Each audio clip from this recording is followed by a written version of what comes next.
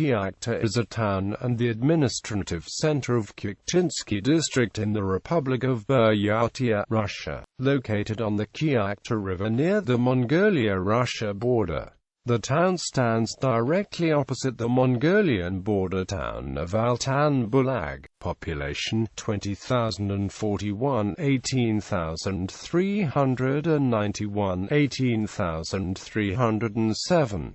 From 1727 it was the border crossing for the Kyakhta trade between Russia and China. Etymology: the Buryat name means place covered with couch grass, and is derived from Mongolian word meaning couch grass. Geography: the region where Kyakhta stands is a natural location for Russo-Chinese trade. The Siberian river routes connect the fur-bearing lands of Siberia to Lake Baikal. Further, the Selenga River Valley is the natural route through the mountains southeast of Lake Baikal out onto the plains of Mongolia. History: Kyakhta was founded in 1727 soon after the Treaty of Kyakhta was negotiated just north at Tselenginsk. It was the starting point of the boundary markers that defined what is now the northern border of Mongolia. Kyakhta's founder, Sava Vladislavich, established it as a trading point between Russia and the Qing Empire. The Mongols built Mama-i-Chang just south of Kyakhta on the side of the border. Before 1762, state caravans traveled from Kyakhta to Peking. After the date, trade was mostly by barter at Kyakhta Mama-i-Chang, with merchants crossing the border to make the business. Kyakhta and Mama-i-Chang were visited by the famous English adventurer and engineer Samuel Bentham in 1782. He related that he was entertained by the commander of the Chinese city with the greatest politeness which a stranger can meet with in any country whatever. At the time, the Russians sold furs, textiles, clothing, hides, leather, hardware, and cattle, while the Chinese sold silk, cotton stuffs, teas, fruits, porcelain, rice, candles, rhubarb, ginger, and musk. Much of the tea is said to have come from Yangladong, a major center of tea production and trade near today's Chibi city, Hubei. Kyakhta was crowded, unclean, ill-planned, and never came to reflect the wealth that flowed through it. Although several neoclassical buildings were erected in the 19th century, including a tea bourse and the Orthodox cathedral, both of which still stand.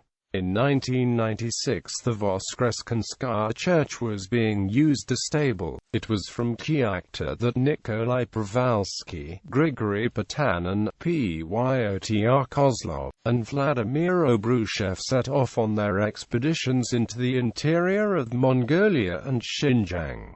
Town status was granted to Kyakhta in 1805, after the entire Russian-Chinese frontier was opened to trade in 1860 and the Trans-Siberian and the Chinese Eastern Railways bypassed it. Kyakhta fell into decline. The town was renamed Troitskossaysk during the first part of the 20th century, but the original name was restored in 1935. Another source has Troitskossaysk as a fort a short distance north, Troitskossaysk being the administrative and military center while Kyakhta was the trading post on the border. In the mid-20th century, a branch railway was built from Ulan-Ude to Mongolia's Ulaanbaatar, and eventually to China, paralleling the old Kyakhta trade route.